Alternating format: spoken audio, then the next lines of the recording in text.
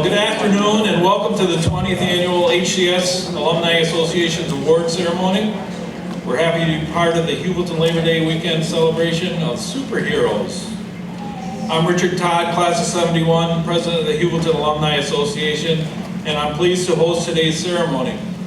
A couple reminders: please turn off your cell phones. Restrooms are outside in the lobby to your right, and the exits are clearly marked if there's an emergency.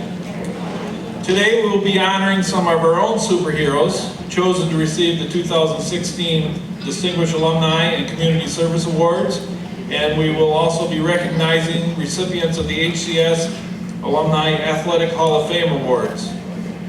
We'd also like to thank and recognize the original members of the Heuvelton Alumni Association who 20 years ago got this whole thing started. They are Janet Blackburn, Ann Bassford-Howes, Jean LaJoy, Patty Ritchie, Ron Schofield, and Shirley Todd. We still have the pleasure of working with Jean LaJoy and Ron Ritchie on the committee. And those of you who are here today, if you please stand to be recognized, we'd appreciate it.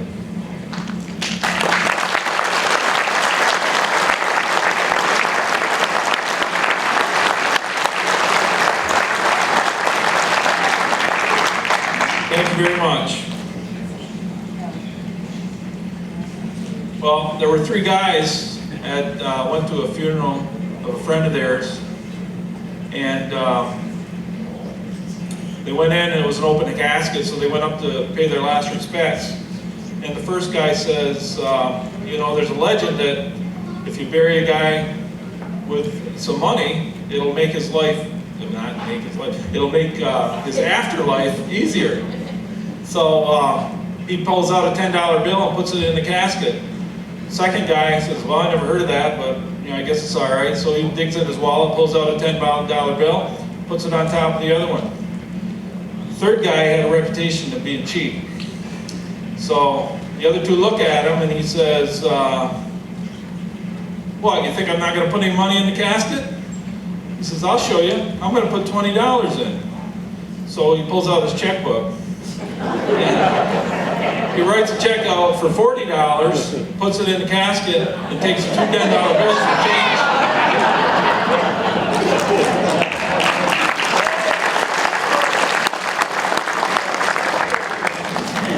Dave Kingsley tells me I have to tell a dumb joke every time. Really good, not that dumb. At this time, I'd like to introduce Dave Steele to come forward to make our first presentation. Dave teaches physical education and health and wellness at HCS. He also serves as the athletic director and a coach. Dave.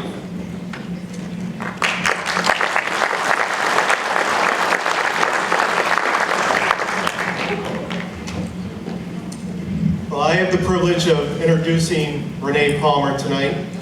She's an amazing, lively, energetic community member and an outstanding member for the Heuvelton Alumni Community Service Award.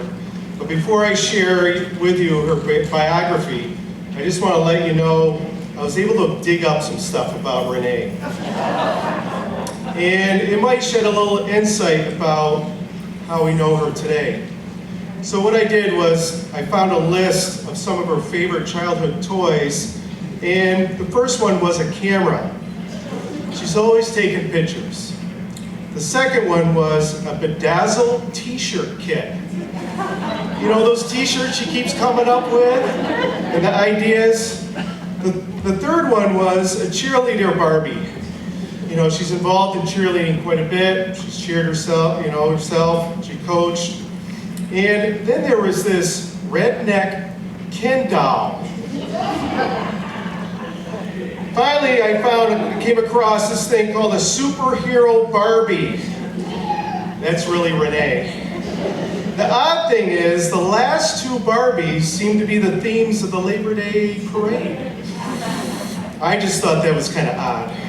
She tells me there already is a theme for next year, but I wasn't able to find or dig any further. The truth is, Renee Palmer does own a camera. She's known sometimes as the t-shirt lady, and she's cheered herself and coached cheering, and is the chair of the Heuvelton Labor Day Committee, and has been involved with many Labor Day themes over several years. She's also a graduate of Heuvelton Central School, class of 1988. She's also graduated from the college with a college degree in physical education, which some people may not know, and that was from SUNY Cortland. She taught physical education for a short time at Minerva's School, is that correct? Hopefully I pronounced that correctly. She has a wonderful husband named Matt, we see from time to time. And she has two fantastic children, Jack, Katie, and not to mention, she has a couple dogs and a cat. Renee now works as a registered cardiac sonographer, and a few years ago she told me she got a camera for Christmas. I tried to get more information on that camera and who gave it to her. But she stated that she was going to me, she stated to me that she was going to take a class in photography. And obviously, as we know now, the rest is history. At the beginning of each winter basketball season, Renee moves into my office. She puts up her pictures of her family. I have one here. There's one. Can't quite see it, but Matt is not in it. She strolls around the gym, takes many pictures, makes many compliments of many different things. She posts the highlights for people to see and for people to copy on Facebook. Some people as far away as Florida get on her website, on her Facebook, and visualize what's going on at Heuvelton Central School. Renee also does the same thing for the fall and spring sports as well as the band. In fact, she's advanced her skills by getting a hold of press passes. I'm not sure if it's legal, but she goes on and does photos for the Augsburg Journal sports program. And as well as she's gotten on the floor of the New York State Final Four. She goes out of her way to help anyone, anytime, and either provides a picture for someone who missed an event or just offers a helping hand. She's everywhere. She's a superhero. I would like to personally thank Renee for all the work she has done over the years, keeping us tirelessly in the loop with the Heuvelton Athletics and for taking many of the team pictures that we use for our school yearbook. And not to mention the many PowerPoints and the time that it takes to put into these PowerPoints for athletic award ceremonies. Renee is known sometimes as the t-shirt lady because in the event of a championship run or just when there's something to celebrate in Heuvelton, she's there working with her favorite business, Arnie's, designing and distributing t-shirts right out of her own house. Renee also has been known to show up to a few sporting events with many paraphernalia, pom-poms, signs, for everyone to have and keep excited for all the teams and all the team events. Approximately 4 years ago, when they were looking to have someone keep the Labor Day celebrations going, there was Renee again, stepping up, chairing the Labor Day committee, and as I mentioned earlier, coming up with many of the themes. Designing the t-shirts, attending many planning meetings with many volunteers in order to organize events for the Heuvelton Labor Day celebrations. Renee Palmer, thank you for your contribution to the Heuvelton Central School, the Heuvelton Athletic Department, and the service you have done to the Heuvelton community. Please join me now in presenting Renee Palmer with a well-deserved award, the Heuvelton Alumni Association Community Service.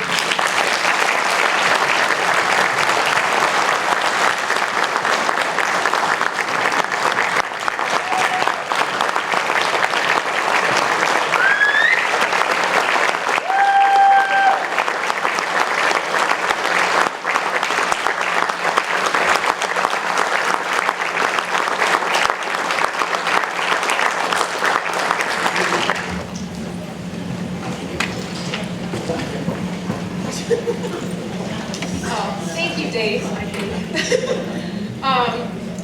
First of all, I'd like to thank the Alumni Association for this award. I am very flattered. I did not expect this award. I don't think I really deserve it, but I do appreciate it.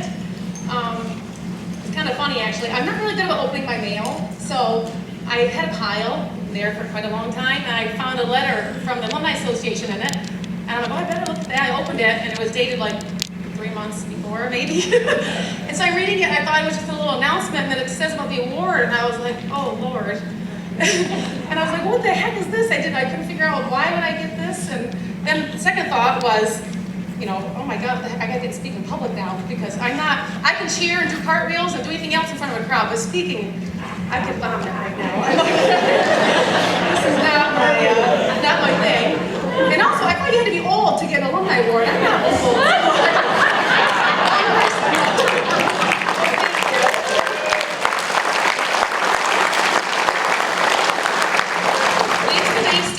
All the nice things you said, most were true, some not, but thank you. And Dave's great to work with. It's true, I do move into his office every year. I did put the kid's picture up, and he's a slouch. His office is a mess, but I'm sorry. No, we've actually pretty good. So some of the things that they mentioned, like the Labor Day committee.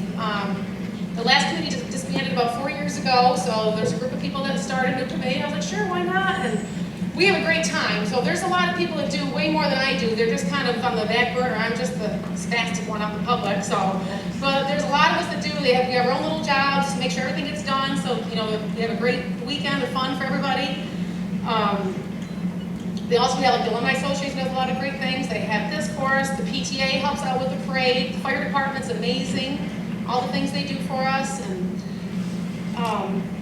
I love Labor Day. Like, as soon as like Christmas is done, I'm like, okay, what's up for Labor Day? You know, and my friends and family want to kill me because they don't care yet. I do. I kind of feel bad for my family when Labor Day comes because we can't sit at the kitchen table for a month. There's still posters and paint all over it. My husband goes to work covered in glitter most of the time. You can't see the television because there's 500 t-shirts on a buffet table in front of it. So, and my family loves the t-shirt sales. Not at all. They hide. They don't even, like, the night people come to pick them up, they're gone. They can't stand it. Because there's people in and out all the time. And we kind of joke that it looks like a drug deal is going on. People are coming back with cash. I hand them a bundle and they're running out the door. So, the last sale for the girls going to the Final Four for softball, there's 2 troopers at the school. And I think they were casing out my house. So I'm like, I'm not selling marijuana. It's t-shirts and comics. So I gave a couple shirts. They leave me alone now. So. But it's kind of the reason I like to do the t-shirts, I love to see like the whole street covered in the same color. You know, purple shirt, purple pride last year. This year it's all yellow. There's nothing better than going to the gym to a big game and seeing the whole purple crowd everywhere you go. Like, we're the purple people eaters, right? Down in the States. I got a great picture, I think last year, at the girls' basketball game, and the one side of the gym, it was like whatever team they were, we beat them, doesn't matter, but they were blue, and there was probably like 50 people in the stands with blue shirts on. I was like, oh, please. And then we have ours, and there's like, I think we sold 500 shirts in 24 hours.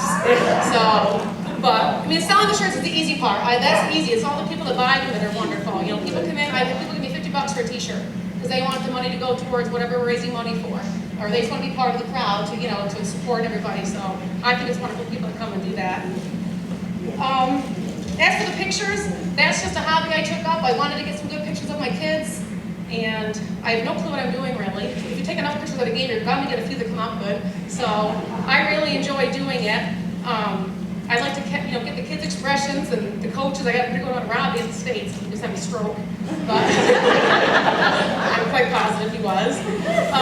Get some of the good plays, you get some of the bad plays, some of the funny stuff. My niece Eliza, love her to death. I call her Chicken Wing because she's kind of bony. You can see her, she's got the flat over there somewhere. But so I like to get, when she plays basketball, I think her arms are longer than her legs, so we have to get her kind of. I like to post those on Facebook. So I think my daughter's tired of me stalking her at the ball games. I take quite a few, and now it's her senior year. I'm like, oh, there's Katie playing ball. There's Katie getting a drink of water. There's this, so I can't help it. But I'm glad that people enjoy the pictures. I do it just for fun. I can't sit still at a game. I'd rather be out running around taking pictures. I have a ball, and I'm glad you all enjoy them. So I thank Dave Shea and Steve Keaton for the press passes, getting to the ball games. They actually tried to remove me twice from the States this year. They said I didn't have credentials to be on the floor. I was like, oh, yes, I do. But really, I'm just taking pictures of the things that people are doing around here that I think are great. You know, we have marching band has great volunteers. We have the best coaches around. We have the best school. And I just like to take pictures and share with everybody. So we have the best community and school by far, I think, of anybody around. And I'm glad to be part of it. So thank you for the award. I truly do appreciate it. and I have to get off the stage now before I faint or something, so thank you very much.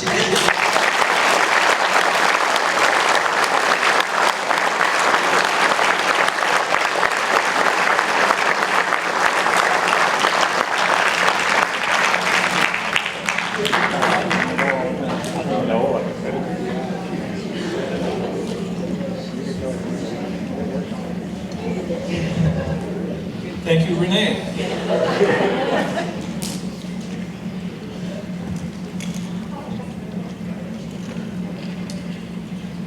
As president of the Heuvelton Alumni Association, I'm pleased to introduce Ron Duvall, class of 1966, as a recipient of the 2016 Heuvelton Alumni Association's Distinguished Alumni Award. Following his graduation from HCS, Ron spent 2 years at the University of Rochester. He then returned to Heuvelton and married his high school sweetheart, Marie Brown, who has been by his side ever since, like it or not.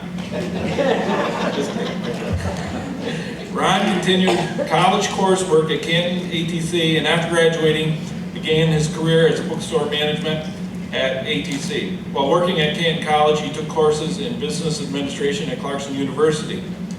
Ron and his wife and their 3 sons, Brett, Brian, and Todd, moved to Maryland in 1977, where he continued his career in university bookstore management at Johns Hopkins University. He later became Georgetown University's Director of Bookshops from 1985 to 1993.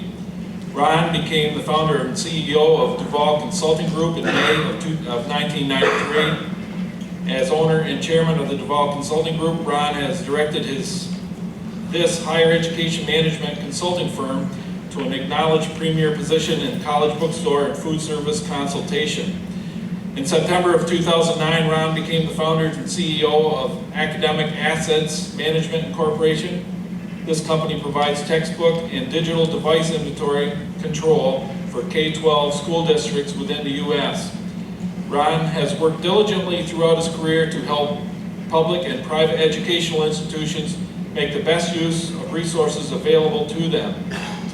As his sons were growing up, Ron was involved in Boy Scout leadership and as Scoutmaster. Ron has also dedicated time volunteering for his church, and he has served for a number of years on his church leadership team as an elder and committee member. For a number of years, Ron volunteered with the Baltimore Presbytery, which helps oversee and support the operations of the 68 congregations within the Central Maryland region. Ron was president of its trustees, which controls the Presbytery's investment portfolio and numerous properties, and chairman of its administrative committee, which handles such activities as budget development and control, human resources, and operating procedures. Ron and his wife Marie reside in Columbia, Maryland. Their 3 adult sons all live within 20 minutes of their parents' home, which offers opportunities for Ron and Marie to enjoy their 3 grandchildren, Savannah, Jason, and Jake. Please join me in congratulating Ron for all his accomplishments and for being acknowledged as a distinguished alumni of Heuvelton Central School.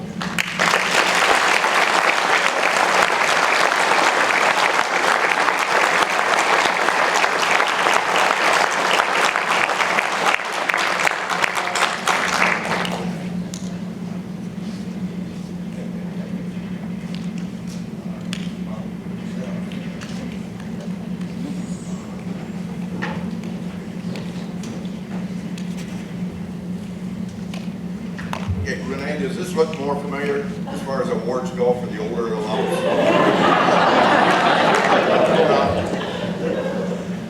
Okay, I want to thank the committee for this honor. It was totally not expected. The aspect of what we're doing here today is kind of interesting. When I got the letter, and they said you're going to have to give a brief talk, and thinking about what it is that we should be saying. And we looked around, and we've been down in Maryland now almost 40 years, okay? As was mentioned, left in 77, and have always lived in Columbia. And one of our greatest joys is not only our 3 sons, but our 3 perfect grandchildren. Now, I don't know how difficult you think it is to get 3 perfect grandchildren, but we managed. Okay? Maybe a little bias in that, but it works for us. We came back, we haven't been back that often. I'm trying to think when the last time, probably for the 20th perhaps, back for the reunion. But not only did we come back for the award, but this is our 50th anniversary of high school graduation. And I can remember, and I think a lot of you that are my age, especially the 66ers that are sitting back here, can think in terms of what somebody used to be when they were 50, when we were in our early 20s. They're ancients at that point, let alone having their 50th high school reunion. Okay, you're just beyond the pale. The fact that we have a number show up today would probably be amazing to a lot of the younger ones. The last time, because it seems to me that this auditorium was built only a year or two before we graduated, wasn't very long before that. But the last time that I can recall being up here was when we were rehearsing for our play, senior play, Cheaper by the Dozen. And we were all excited about that and the whole bit. And it turns out a few, I won't say a bunch, but a few messed up, okay? Ticked off our advisor, canceled everything. And that's one of the fond memories I have with another fond memory, is there anybody here from the class of 65? Is there anybody in here? All right, very good. I want to thank you for the activity you folks demonstrated on your multi-day senior trip, okay? In case you don't remember, your activities led to the fact that the following year, the class of 1966, instead of a multi-day activity, we got 5 hours in Alex Bay. Not a grudge. But Piney Tree Point is not that exciting. Today, I want to take just a couple minutes to share 3 points as I reflected on the last 50 years and what brought me to this point, what brought us to this point. And you don't, unless you have something like this, you don't really spend time thinking about it too often. But the first point I want to discuss is how I see us having made this transition. And in my career, there's nothing special. You think about bookstores, you think about bookstore management. Nobody ever thinks about bookstores, right? The only thing you think about bookstores is the high price of textbooks once, twice a year, and that's about it. However, as I started, and I wasn't thinking about them either, but one of the aspects that's consistent throughout my developing years and maturity years is making sure that whatever we did, whatever I did the best that we could. And what that led to was basically a career that I never counted on. Nobody, if you think in terms of all the lists when you're in high school, what are the types of careers you can go into and all that, I have yet to see anybody put down the bookstore manager. Even to this day. Now granted, there are only 3,500 of us in the country because there are only 3,500 universities. Now, as we went through, and as Richard mentioned, I started out in Canton, and the way I got into bookstores was I needed money. And I was married at the time, and we needed money. Financial aid, work study, they had a job in the bookstore. So started there, and actually never left bookstore business. And each point, ATC, it was extremely enjoyable. I stayed on there after graduating and getting my associates. Stayed on there and managed the bookstore there for about 8 years. Went on, did some classwork at Clarkson, and then was fortunate enough to be recruited to Johns Hopkins University in Baltimore. Now, first of all, if you think in terms of, this was it 1977? And we'd never been outside this area, did a little traveling, was not been in Rochester, but, you know, talk about going to the big city. So we did move, went down there, and the main thing there too was I didn't know anything about Baltimore, and I certainly didn't know anything about Johns Hopkins University other than its name and reputation. But the one thing tried there as well is to make sure that whatever I did, I never let on that I didn't really know what I was doing, and tried it as hard as I could. And that allowed us to really start getting a reputation. And the next aspect, the same thing happened, was Georgetown University. Now, let me, before I go into anything about Georgetown, just offer an insincere apology to all of you Syracuse fans. Okay? It was fun because this was back in late 80s, early 90s, when the rivalry was really there. I don't think that what it is now isn't anymore. It's simply because they've gone to different leagues, conferences.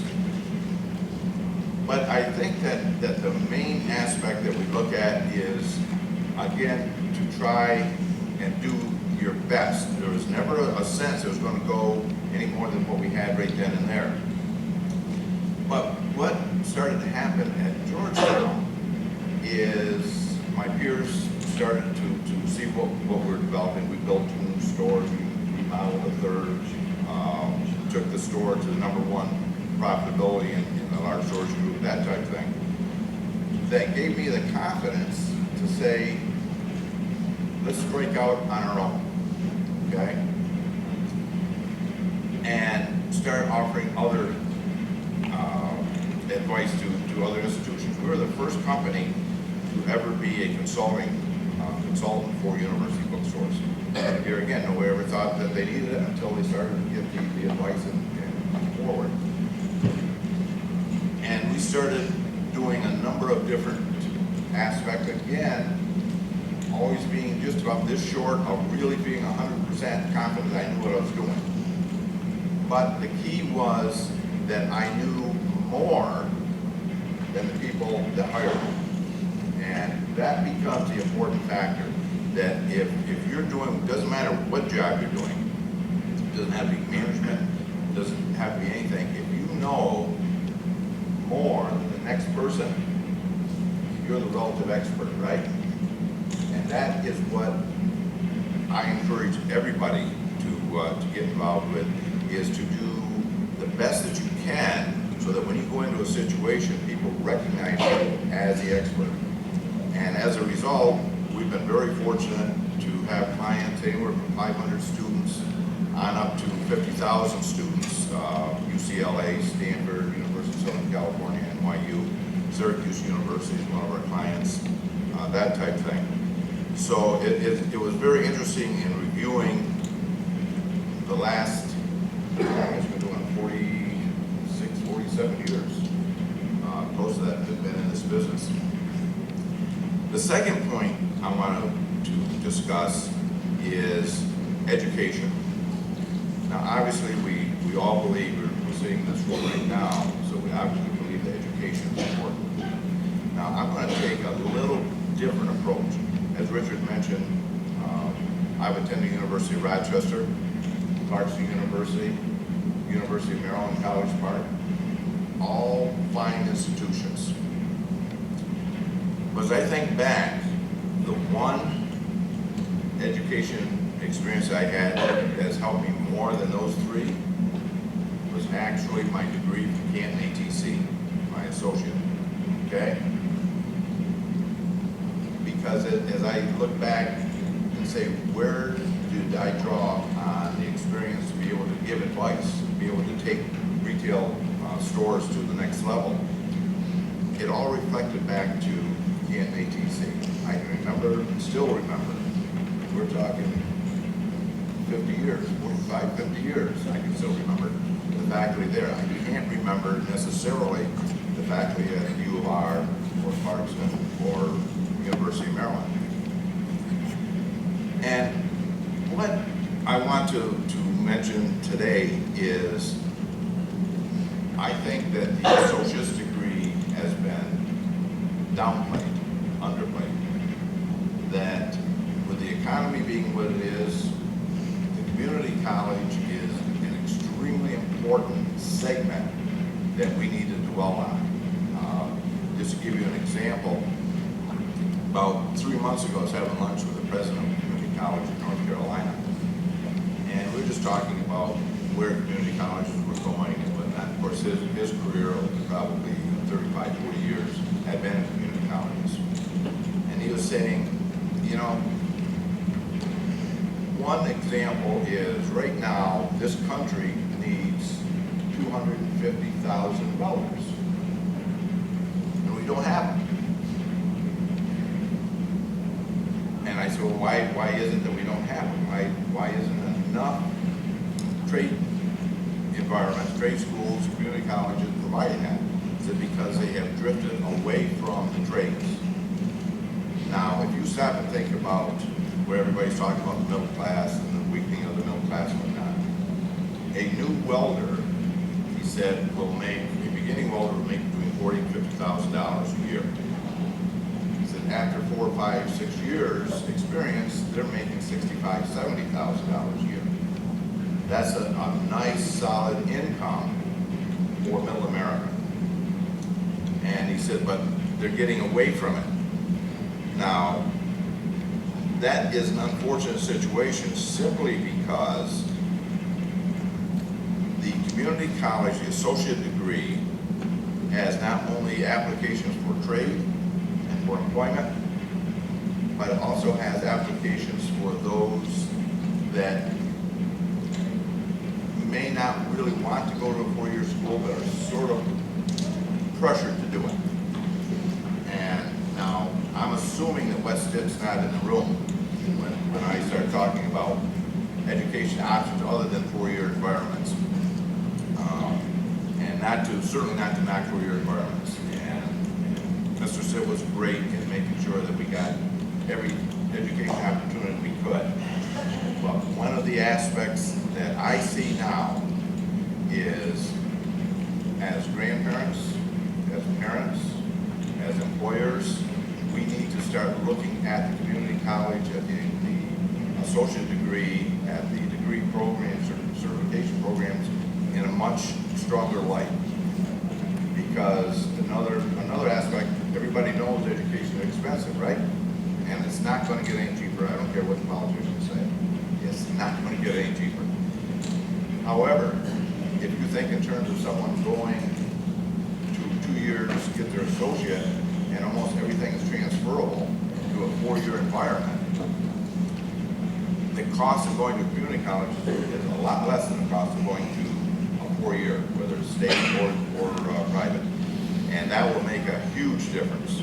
It also, for everybody knows 1, 2, or 3 students that got 3.5 years into a 4-year bachelor program, and for whatever reason had to drop out. Unfortunately, they had nothing. 3.5 years of a 4-year program, you walk away with nothing. If you have your associate and go on to your junior senior level, you have a safety net. And that's one of the things that I look back and I look at all the opportunities I see today. It's great. The last point, but definitely is not the least point, has to do with, it's all great for me to be accepting the award and all that, and I'm extremely honored by it. But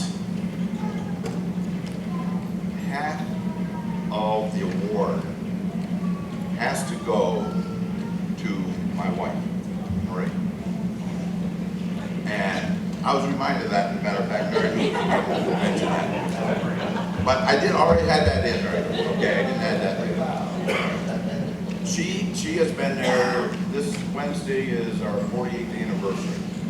And she's been there by my side this whole time, either encouraging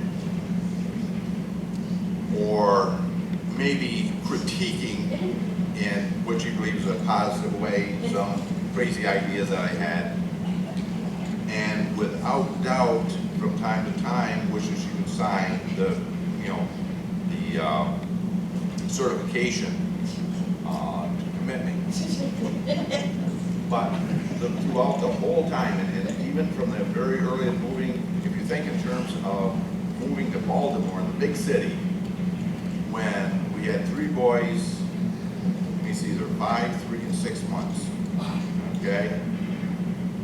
That takes courage. And it's been that type of courage that I felt her support all the way through. And even though that isn't something that I can say to anybody else here, if you've got a partner with you throughout this type of career, it's a godsend. And for that, I thank her.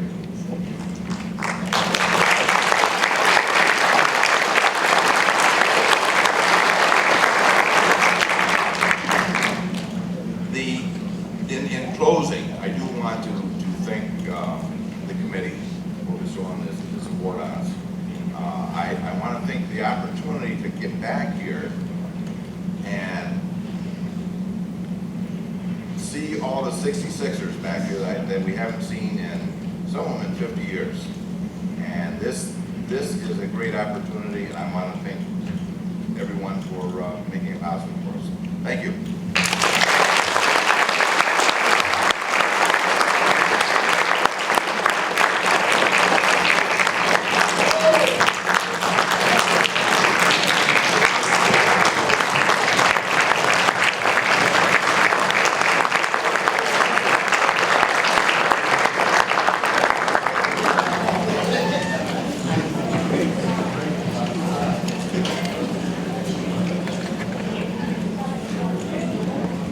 Ron, you know, you and Renee have something in common. You both sold t-shirts.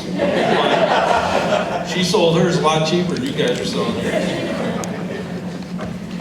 Our next presentation will be made by Susan Todd, class of 72, the current superintendent here at HCS. She's also fortunate enough to currently serve as my wife. Oh wait, that came out wrong. I meant I've been fortunate enough to spend my life with this lovely lady. Susan.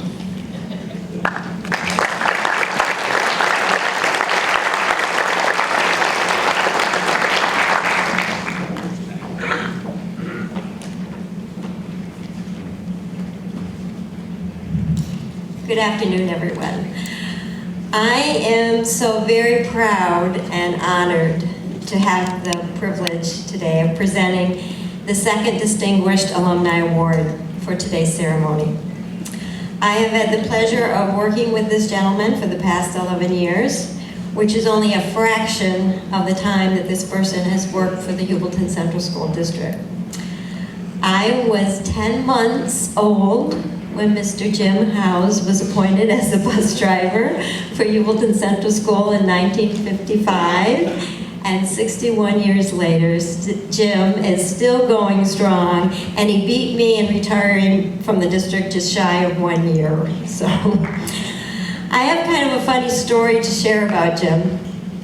Back in 2010, our district switched over to a new health insurance system.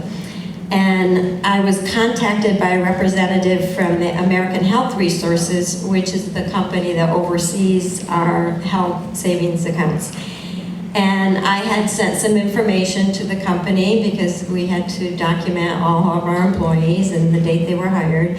And this person was questioning this documentation regarding the dates of hire of one of our employees. And he said, Mrs. Todd, I think there's a typo in this report. It says that one of your bus drivers began working in the district in 1955. That's 55 years ago. That can't be right. That's not correct. And I said, oh, that's Mr. Jim Howes. He's our Jack LaLanne of Heuvelton Central School. The date is right, and we're lucky to have him. And for those young people out there in the audience who don't know who Jack LaLanne is, just Google his name later and look at it on your cell phone. Well, it's 6 years since that phone call, and Mr. Howes is still going strong. Jim is a fine example of a Heuvelton Central School alumni who has spent his life working and serving the school and the Heuvelton community. Jim was born March 15th, 1934, and has spent his entire life in Heuvelton. Jim graduated from HCS when his class was the first graduating class of the current high school that was built in 1953. While at HCS, Jim played 4 years of basketball and baseball and soccer.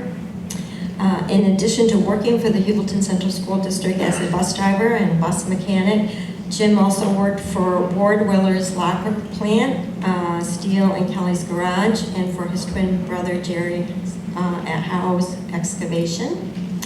In 1955, Jim married Marilyn Jackson and had 5 children, 3 daughters and sadly 2 deceased infant sons. They have 5 grandchildren and 4 great-grandchildren. Jim and Marilyn enjoy spending time together at their camp and traveling in their RV to some NASCAR races and sightseeing. Jim is an honorary member of the Heuvelton Fire Department and a member of the Morning Coffee Club. I'm happy to say that Jim decided shortly after retiring as a bus driver, he just retired at the end of June, but he couldn't stay away from the district, so starting next Tuesday, Jim will be back in the bus, this time serving as a monitor to oversee students and interact with kids. I can't think of a better role model for them. Please join me in thanking Mr. Howes for his dedication and service to the district.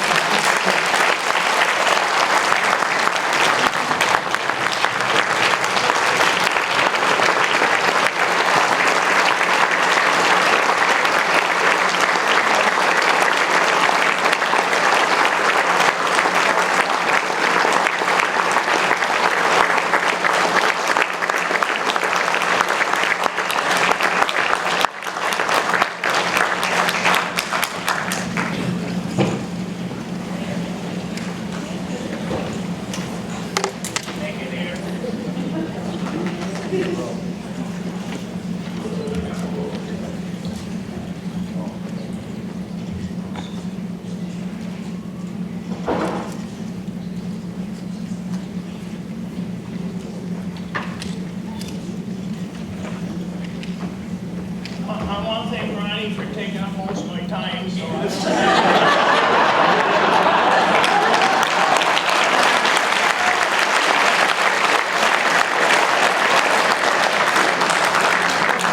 yeah, I would feel more at home if I had a bus up here with a bunch of kids in it. But we'll make out. I want to thank the Board of Education, Heuvelton Central School, and the Alumni Association for this honor I'm being bestowed on.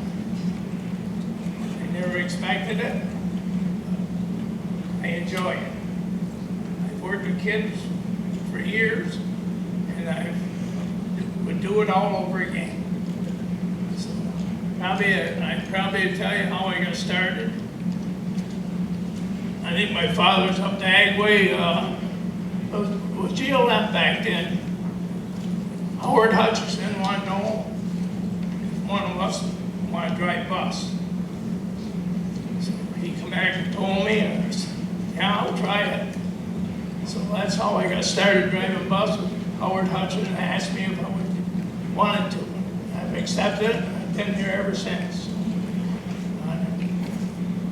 So, and I also want to thank the kids that I drove, either athletic or high school kids. They've all respected me and made my job enjoyable. The athletic coaches and the athletics were respectful too. So I can't ask for much more than what I've been given over these years. So I'm not one to give a big speech, so I just want to thank everybody for the time that we've spent together, the school and everybody else. And most of you guys out there know from the time I was started driving bus until now, so most of y'all.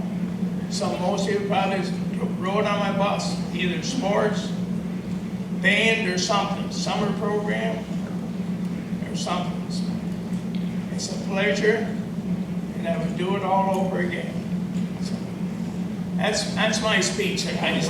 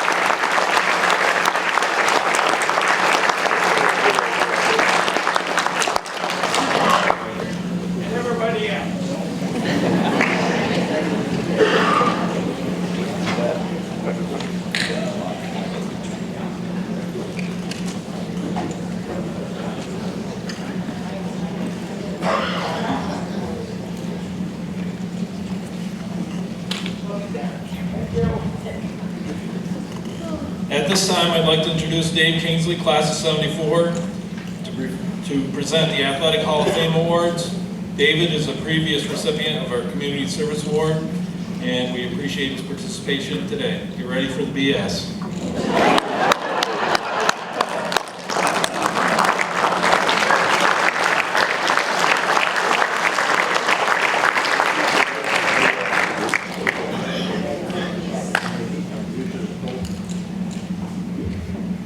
Good afternoon. We have several installations into the Hall of Fame.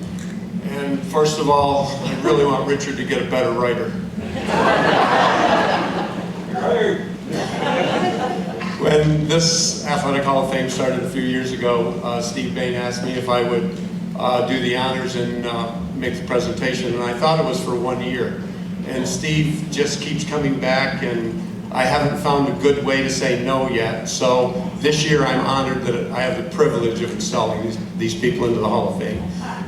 This year we're installing the 1966 Wrestling Hall of Fame, or as Coach LaRock would call it, the Wrestling Hall of Fame.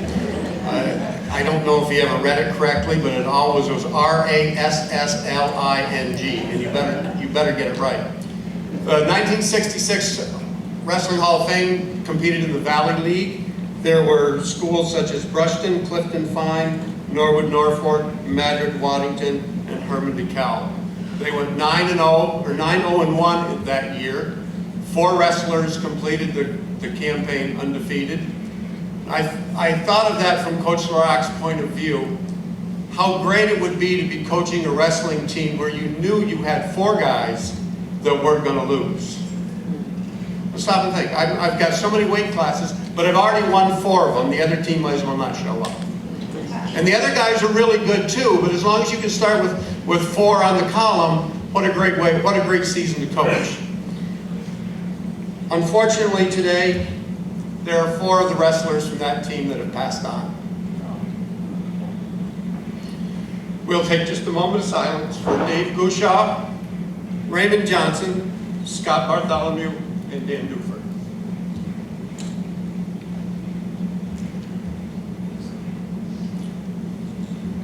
Now I'm going to list off the rest of the wrestling team, and if they're here, I'd love them to join me up here on stage.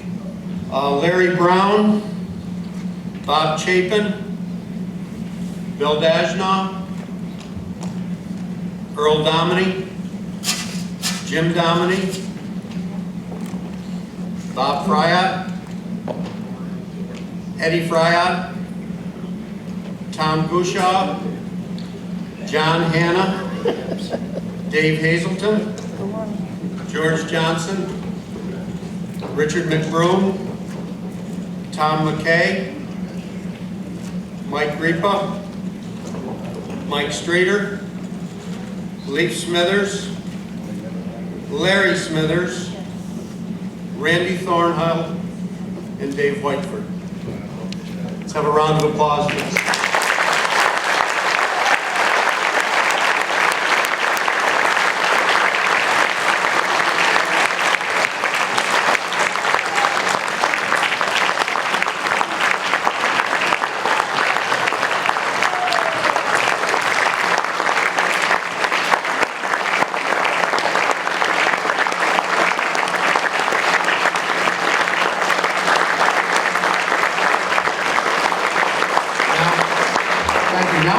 Now we get to ask the personal questions. And wrestling is a very unique sport.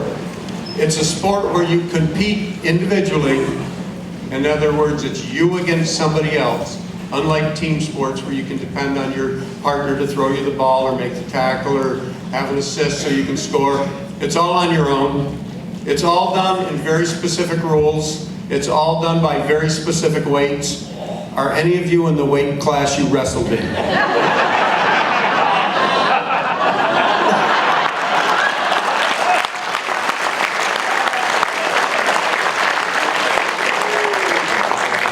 I think Bob said he was an unlimited.